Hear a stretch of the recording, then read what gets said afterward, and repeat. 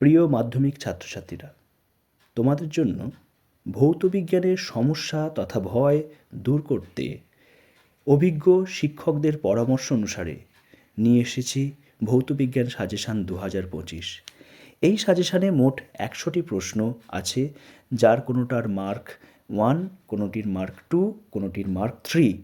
এই সাজেশানটিকে তোমরা যদি ফলো করো, আশা করছি তোমরা 50 থেকে 60 নাম্বার খুব সহজেই তুলে নিতে পারবে। একেবারে কঠিন ভেবে ভয় পেও না, ভয় পাওয়ার কিছু নেই।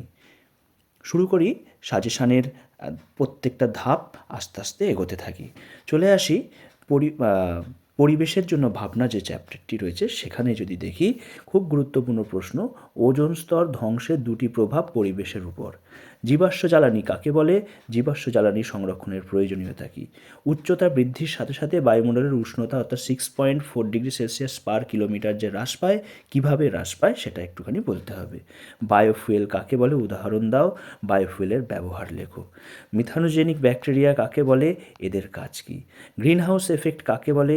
এর কারণ অর্থাৎ বিভিন্ন জ্বালানি যে ব্যবহার হচ্ছে বিভিন্ন ক্ষেত্রে সেগুলোকে লিখতে হবে। সোলার প্যানেল কি?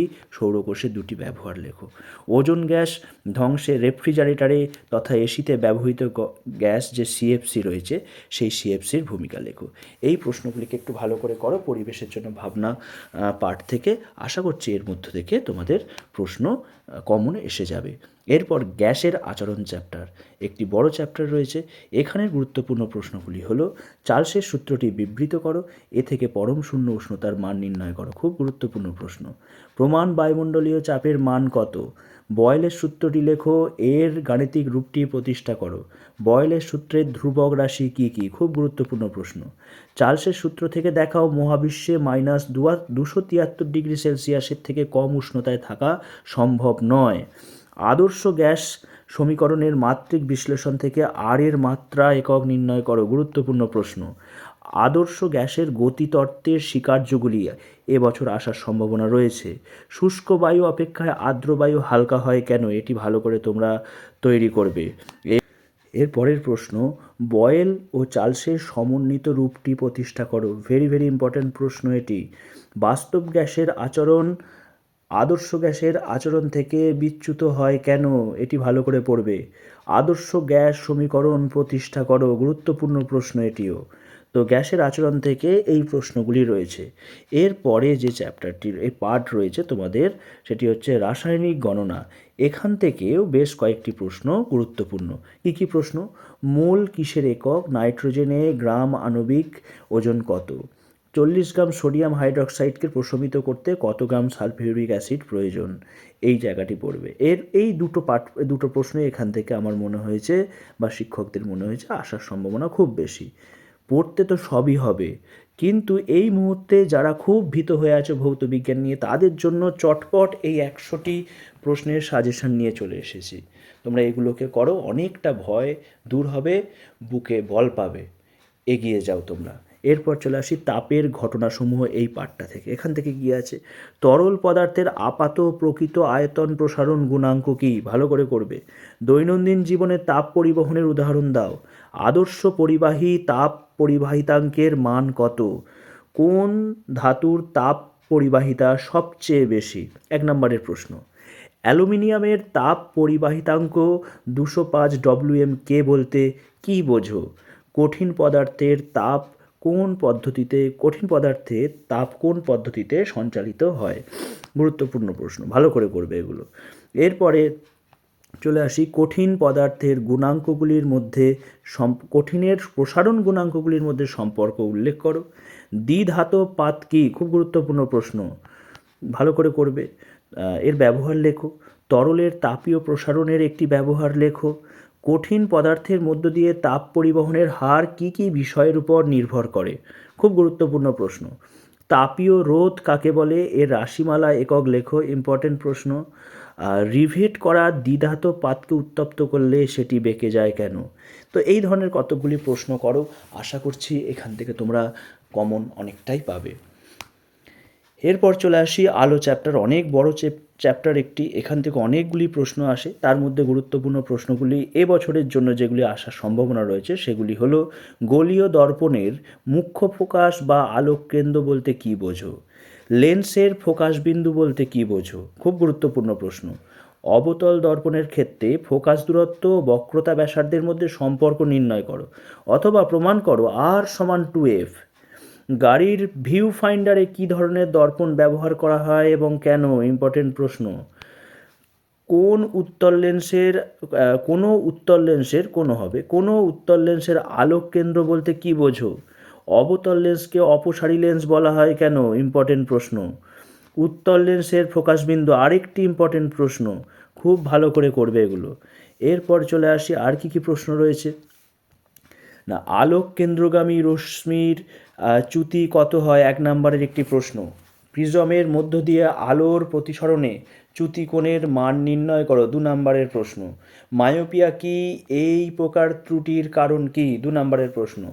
উত্তল লেন্স কীভাবে সদ অবশিষ্ট খর্বাকার প্রতিবিম্ব গঠন করে তা রেখচিত্রের সাহায্যে দেখাও, 3 নম্বরের প্রশ্ন। উত্তল লেন্সের সাহায্যে কিভাবে সদ ও বিবর্তিত প্রতিবিম্ব গঠন করা যায়, 3 নম্বরের প্রশ্ন। সূর্যের আলোয় লাল ফুলকে লাল দেখালেও সবুজ আলোয় লাল ফুলকে কালো দেখায় কেন? গুরুত্বপূর্ণ এবং ইন্টারেস্টিং প্রশ্ন, তোমরা ভালো করে করবে, এটা 2 মার্কের জন্য। সূর্যাস্তের সময় আকাশ লাল দেখায় কেন? বিপদ সংকেত হিসাবে লাল আলো ব্যবহার হয় কেন?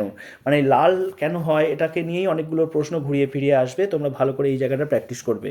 রামধনু শুদ্ধ না অশুদ্ধ বর্ণালী, 1 নম্বরের একটি প্রশ্ন। শূন্য মাধ্যমে আলোর বিচ্ছুরণ হয় না কেন? তো এটি ভালো করে করবে। তো আলো থেকে এই কতকগুলি প্রশ্ন করলে আশা করা যায় তোমরা এখান থেকে অনেকটাই কমন পেয়ে যাবে। এগুলোকে আগে ভালো করে রেডি করে ফেলো। এরপর চলে আসি চলতড়িৎ চ্যাপ্টার থেকে কি কি প্রশ্ন আসতে পারে। প্রথমেই হচ্ছে রোধাঙ্ক কাকে বলে, এর একক মাত্রা লেখো, খুব ইম্পর্টেন্ট প্রশ্ন। কুলম্বের সূত্রটি আরেকটি গুরুত্বপূর্ণ প্রশ্ন, এর গাণিতিক রূপটি লেখো। বিভব প্রভেদ কাকে বলে? 1 নম্বরের প্রশ্ন। তড়িৎ কোষের কাজ কি? তড়িৎ কোষে কোন শক্তি কাজ করে? গুরুত্বপূর্ণ প্রশ্ন। তড়িৎ প্রবাহ কয় প্রকার, কি কি? As usual. তড়িৎ চালক বল কি? এর একক ও উৎস লেখো। কোনো তড়িৎ কোষের তড়িৎচালক বল 10 ভোল্ট বলতে কী বোঝো? গুরুত্বপূর্ণ প্রশ্ন, এটি ভালো করে করবে। ওহমের সূত্রটি গাণিতিক রূপ সহ লেখো, এটি খুব গুরুত্বপূর্ণ প্রশ্ন। এই সূত্র থেকে রোধের সংজ্ঞা দাও, ওহমের সূত্রের লেখচিত্র অঙ্কন করো। বড় প্রশ্ন আসতে পারে, মানে 3 নম্বরের প্রশ্ন এখান থেকে আসতে পারে। এরপরের যে প্রশ্নটি, বৈদ্যুতিক বাতির ফিলামেন্ট টাংস্টেনের ব্যবহার হয় কেন? এটি ভালো করে তোমরা করবে। বৈদ্যুতিক হিটারে নাইক্রোম তার ব্যবহার করা হয় কেন? অ্যাম্পিয়ারের সন্তরণ নিয়ম, এটি একটি ভালো করে করবে। ট্রেনিং নয়, এটি ফ্লেমিং হবে। ফ্লেমিংয়ের বাম হস্ত নিয়মটি লেখো, খুব গুরুত্বপূর্ণ প্রশ্ন। ফ্লেমিংয়ের বাম হস্ত নিয়মটি লেখো, খুব গুরুত্বপূর্ণ প্রশ্ন, ভালো করে করবে। বাল্যচক্র, এটি আরেকটি গুরুত্বপূর্ণ প্রশ্ন। বাল্যচক্রের ঘূর্ণন বেগ অভিমুখ কী কী বিষয়ের উপর নির্ভর করে? লেন্জের সূত্রটি ব্যাখ্যা করো। তড়িৎ প্রবাহের তাপীয় ফল বিষয়ক জুলের 3টি সূত্র লেখো। খুব গুরুত্বপূর্ণ প্রশ্ন, এটি এবছরের জন্য আসতেই পারে, একদম সম্ভাবনা খুব বেশি। ডিসি অপেক্ষায় এসির সুবিধাগুলি লেখো। বাড়িতে বৈদ্যুতিক লাইনে বৈদ্যুতিক পাখা, রেফ্রিজারেটর, লাইনে বাতি, বৈদ্যুতিক পাখা, রেফ্রিজারেটর কোন সমবায়ে যুক্ত থাকে এবং কেন? বেশ ইন্টারেস্টিং প্রশ্ন, আসার সম্ভাবনাও রয়েছে। এর পরের যে পার্ট তোমাদের পরমাণুর নিউক্লিয়াস রয়েছে, সেখান থেকে তোমরা কি কি প্রশ্ন পড়বে একটু দেখে নাও। সেখান থেকে তোমাদের গুরুত্বপূর্ণ প্রশ্নগুলি হলো, নিউক্লিয়ার সংযোজন ও নিউক্লিয়ার বিভাজন বিক্রিয়ার মধ্যে 2টি পার্থক্য লেখো। তেজস্ক্রিয়তা কাকে বলে? 1 নম্বরের প্রশ্ন। তেজস্ক্রিয়তার 2টি ব্যবহার লেখো, 2 নম্বরের প্রশ্ন।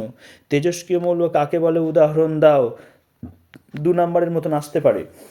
কোনো মৌলের তেজস্ক্রিয়তা সম্পূর্ণ নিউক্লিয়াসজনিত ঘটনা, এটি ব্যাখ্যা করো। নিউক্লিয়ার সংযোজনে যে শক্তি মুক্ত হয় তার উৎস কি? 1 নম্বরের। পারমাণবিক বোমায় কোন ধরনের নিউক্লিয় বিক্রিয়া ঘটে? 1 নম্বরের। নিউক্লিয় শৃঙ্খল বিক্রিয়া কী, নিউক্লিয় সংযোজন কাকে বলে উদাহরণ দাও।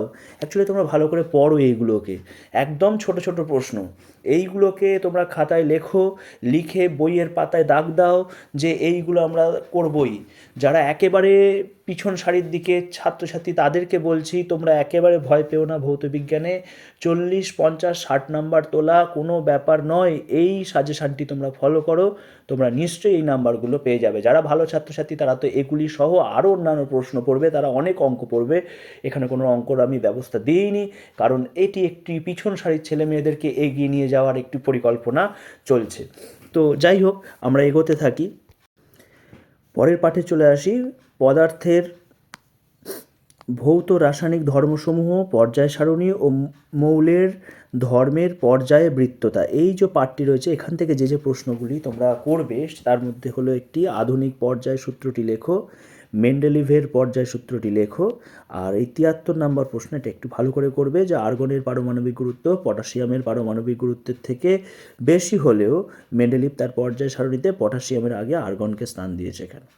এটি গুরুত্বপূর্ণ। মেন্ডেলিভের পর্যায় সারণীর ত্রুটি অ্যাজ ইউজুয়াল প্রশ্ন। মৌলের শ্রেণীবিন্যাসে বিজ্ঞানী লোথার মেয়ারের অবদান মূল্যায়ন করো। এটি খুব গুরুত্বপূর্ণ প্রশ্ন, ভালো করে তোমরা করবে। এরপর কি শ্রেণী ও পর্যায় কি সেটি ভালো করে করবে। আধুনিক পর্যায় সারণীতে কয়টি শ্রেণী কয়টি পর্যায় রয়েছে, ছোট প্রশ্ন হিসাবে। ইউরেনিয়াম উত্তর মৌল বলতে কী বোঝো, গুরুত্বপূর্ণ প্রশ্ন। উদাহরণ দাও, এর দুটি বৈশিষ্ট্য লেখো, ভালো করে করবে। হ্যালোজেন মৌল কোনগুলি, হাইড্রোজেনকে দুষ্ট মৌল বলা হয় কেন, ভালো করে করবে এই চ্যাপ্টারটি। আরেকটি লাস্ট প্রশ্ন রয়েছে এখান থেকে, মৌলসমূহের পর্যায়বৃত্ত ধর্ম বলতে কী বোঝো, উদাহরণ দাও, গুরুত্বপূর্ণ প্রশ্ন, এটিও ভালো করে করবে। এরপরের যে চ্যাপ্টার রয়েছে আয়নীয় এবং সমযোজী বন্ধন, এখান থেকে মোট 3টি প্রশ্ন আমি লিখেছি। তো সেখানে তোমরা চেষ্টা করবে আরও বেশি কিছু করার। অনেকগুলো প্রশ্ন বেশ কঠিন লাগছিল, তো সেক্ষেত্রে কঠিনগুলোকে আর এখানে লিখলাম না। যেগুলো সহজে তোমরা করতে পারবে শেষ বেলায় এসে, লাস্ট মিনিটে এসে, সেগুলোকে এখানে দিলাম। ইলেকট্রন ডট গঠন করে দেখাও, calcium carbon dioxide, calcium carbonate, O2 C2H2, এগুলো ভালো করে করবে।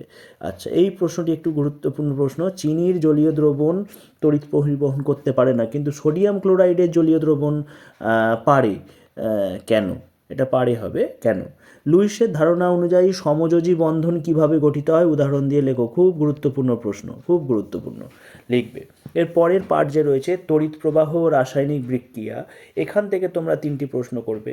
জারণ বিজারণের দিক থেকে ক্যাথোড ও অ্যানোডের সংজ্ঞা দাও।